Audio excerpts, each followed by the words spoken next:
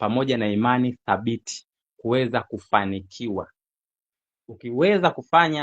Ukiweza kuingia kwenye akili zako, kwenye fikra zako na kubadilisha baadhi ya vitu, basi unaweza kufanikiwa. So nini unatakiwa kuamini.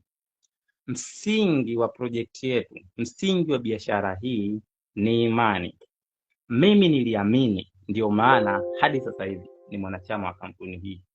Kuna watu waliamini, ndio maana sasa hivi wana mafanikio makubwa sana ndani ya project hii. Na wewe pia, ili uweze kufanikiwa, unachokihitaji namba moja, yani namba moja kwenye maisha yako ni imani. Sasa unatakiwa ujiulize swali, hii imani inayoimbwa muda huu, je, unayo? Unatakiwa ujiulize swali. Kama unafeli kwenye mambo yako mengi, inamaanisha wewe imani yako ni ndogo. Kama ujiamini kwenye mambo ambayo ni makubwa sana, wewe imani yako ni ndogo. Lakini if in your mind and in your heart unaamini ndani ya moyo wako kwamba una uwezo wa kutimiza mambo makubwa kwenye maisha yako, basi una imani ni kuhakikishia. Lakini kama unaona mambo ni magumu kila muda, una imani. Unaambiwa kwamba ukiwa na imani ndani yako na upo tayari kufanya kazi kwa ajili ya ndoto zako, haijalishi wewe ni nani, una umri gani, unatokea wapi au unafananeje, unaweza kutimiza ndoto zako. Unachokihitaji ni imani ndani yako. Ndoto zako zote ulizonazo zinategemea imani iliyotimilifu, iliyojaa ndani yako. Ukiwa na imani ya namna hiyo, unaweza kutimiza ndoto zako zote. Sasa inawezekana kwenye maisha umepitia elimu ya namna hii. Ukiangalia upande wa kushoto, elimu duni, lakini lengo lako mtoto wako asije kupata elimu kama ulioipata wewe.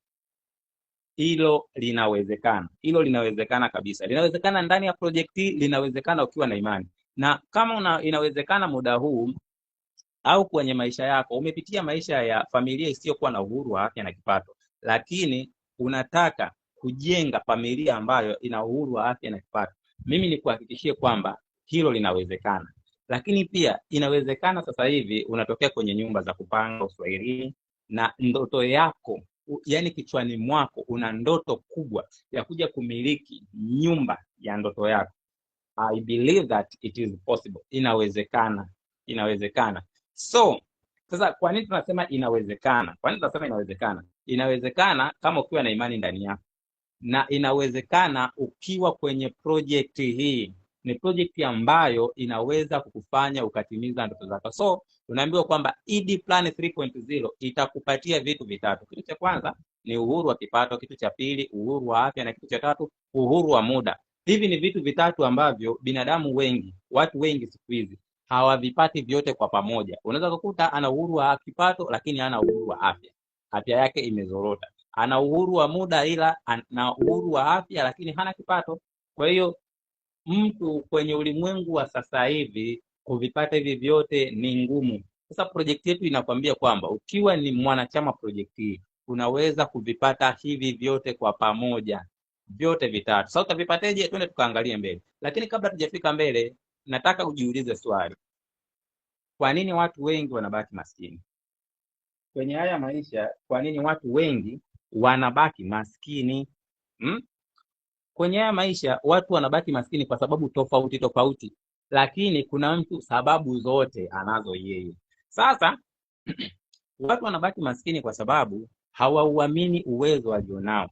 Mimi nakwambia, endapo ukiamini kuanzia leo, unaweza kubadilisha maisha yako from hapo ulipokaa na kuendelea. Inahitaji uamini kwamba ninaweza ndani yangu. Ukiamini tu kila kitu kinaweza. Sasa watu wengi wanafeli kwa sababu hawaamini kama wana uwezo. Wanajiona tu ni watu, yani wanajiona ni useless.